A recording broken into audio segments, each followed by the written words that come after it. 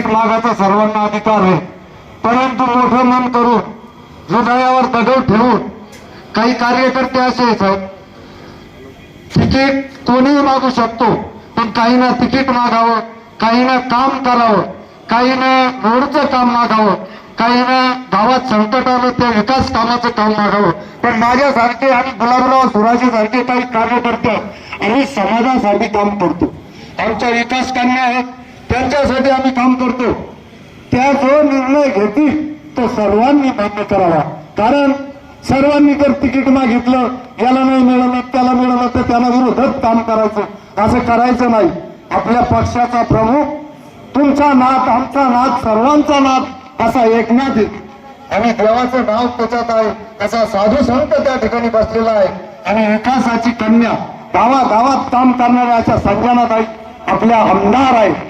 आणि आपलं भाग्य कसं आहे बघा, खासदार आपला, आमदार आपला, पालकमंत्री आपला, सत्ता आपली. तर यासाठी आपण याचा पुरेपूर फायदा घेऊन आपल्या सर्कलचा तालुक्याचा विकास करा आणि सर्वांनी एकजुटीत राहा. ताई सांगतील, पक्ष सांगेल त्याच्या मागे आपण एकमुखाने ताकदीने उभं राहा, एवढीच सर्वांना विनंती. जय हिंद, जय महाराष्ट्र. मी म्हणणार नाही मलाच पाहिजे म्हणून. आदरणीय व्यासपीठ आपल्या कन्नड तालुक्याच्या सर्वांगिनी संजनाताई जाधव, ज्ञानेश्वर बोलकर, आपला तालुका प्रमुख नारायण शेठ बोडके, शिवराज भाऊ, चत्तर मामा, राजू काका गंगवार, तसेच सर्व सर्कलमधून आलेले सर्व कार्यकर्ते. मी विवेक सहदेव शेळके, ताड पिंपळगाव. माझी इच्छा आहे की जिल्हा परिषद निवडणूक लढवायची, एवढंच मी सांगतो. ज्याचं काम करत सगळे त्याचं मी काम त्या ठिकाणी कार्यक्रम भागाने करे, असंही या ठिकाणी सर्व काही समोर उपस्थित समोर सांगतो. परंतु इच्छुक आहे एवढा संदेश आपल्यापर्यंत पोहोचवतो. समितीच्या इच्छुक उमेदवारांनी पुढे यायचंय आणि आपलं नाव आणि परिचय. तरी बी उमेदवारी नाही भेटली तरी बी तुम्ही त्या कार्यकर्त्याला तिकीट देसाल, त्या कार्यकर्त्याचं काम मी पूर्ण करून एवढीच दबाव देतो. दोन शब्द सांगतो. मी पंचायत समितीने तिकीट मागत आहे, दिली तर दिला तरी मान्य नाही दिलं तरी पायाच्या आईचे. आमदार सौ संजनाताई जाधव यांच्या उपस्थित आज जोगाव रंगारी सर्कलमधील सर्व कार्यकर्त्यांचा मेळावा आयोजित केला. तर मी पण त्यांच्या स्थितीत लढण्यास इच्छुक आहे, त्याला उमेदवारी मिळावी अशी माझी आग्रहाची मागणी, आणि उमेदवारी नाही मिळाली तर मी तुमच्या बरोबर आहे हे स्पष्ट सांगतो. ग्रामपंचायत सदस्य हो और अभी बूथ सरपंच हो, मेरी इच्छा है पंचायत समिति टिकट की मागणी. मला वाटत नाही मला कोणी ओळखत नसेल, तर निश्चित येणाऱ्या इलेक्शनमध्ये मी पंचायत समितीसाठी इच्छुक म्हणून उमेदवारी अर्ज पक्षाच्या आदेशाप्रमाणे दाखल केलेला आहे. तर निश्चित जर पहिलं तिकीट दिलं तर निश्चित जोराने काम करत आणि नाही दिलं ज्याला देईल त्याचं सुद्धा जोरदारपणे काम करत. तरी पण आहे आणि नाही दिलं तरी पण आनंद काही सांगतील तो आदेश परमान्य. मी आप्पासाहेब बोडके देदेगाव तिथून मी माझा जिल्हा परिषद संभाजी गेट पण लढलेलो आहे. माझा सगळ्या सर्कलमध्ये परिचय आहे. मी 20 ते 25 वर्षापासून राजकारणातच आहे. त्याने माझा पण विचार करावा. मी नितीन मालकर ताड पिंपळगाव, काहींना तिकीट दिलं तर मी पण इच्छुक आहे. या बेळगाव सर्कलच्या होऊ घातलेल्या जिल्हा परिषद पंचायत समिती निवडणुकीच्या आढावा बैठकीला या ठिकाणी उपस्थित असलेले आदरणीय राजू काका गंगवार, त्याचबरोबर आपल्या शिवसेना पक्षाचे तालुका प्रमुख नारायण बोडके, आदरणीय चतुरसिंग मामा, आदरणीय जोडकर मामा, शिवराज भाऊ, त्यानंतर ज्ञानेश्वर दादा, सिद्धेश्वर भाऊ, गोंडेराव, संतोषराव फडके, गुलाबराव सुरासे, साहेबराव सोनेने, साहेबराव उबाळे आणि या सर्व पंचक्रोशीतील सर्व सरपंच, उपसरपंच, ग्रामपंचायत मेंबर आणि या ठिकाणी उपस्थित असलेले आपल्या या सर्व पंचक्रोशीतील सर्वच वरिष्ठ मंडळी आणि बंधूंना मी कालपासून आपल्या संपूर्ण तालुक्याच्या सर्कल निहाय या ठिकाणी आढावा बैठकी घेत आहे आणि त्या आढावा बैठकीमध्ये मी प्रत्येकाची मतं जाणून घ्यायचे. खऱ्या अर्थाने फक्त इच्छुक उमेदवारांनीच इथं बोलावं असं काही नव्हतं.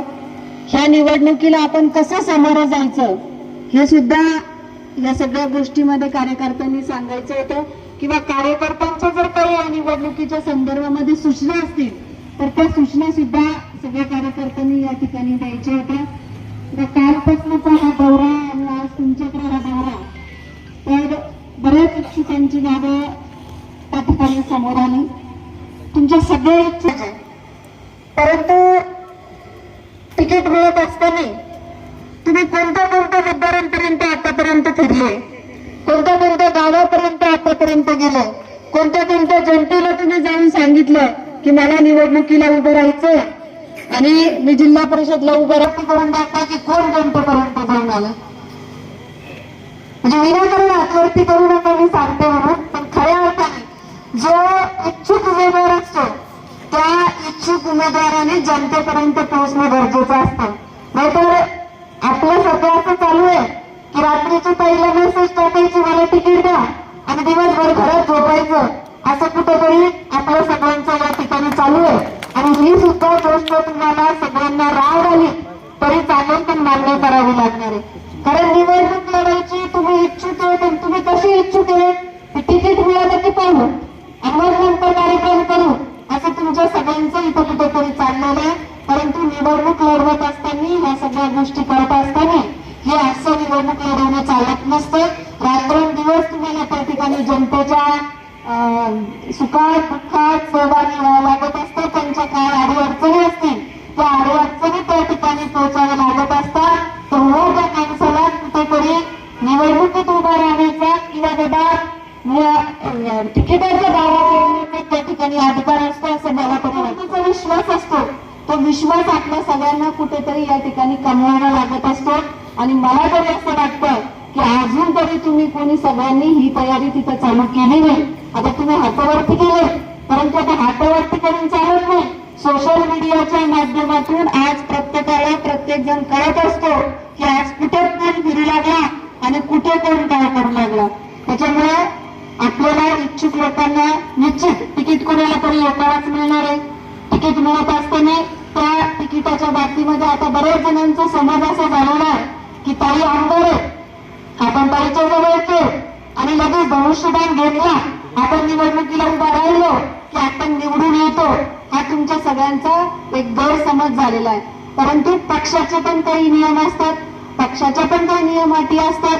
त्या नियम अटी तुम्हालाच नाही तर मला सुद्धा पक्षाच्या त्यावेळेला या सगळ्या नियम अटी पाळाव्या लागत असतात. तुम्हाला आता या पुढच्या 1-2 दिवसामध्ये किंवा कदाचित पक्षाने सर्वे सुद्धा या ठिकाणी चालू केलेले आहे. त्या सर्वेमध्ये आपण इच्छुकांची नावं दिलेली आहेत.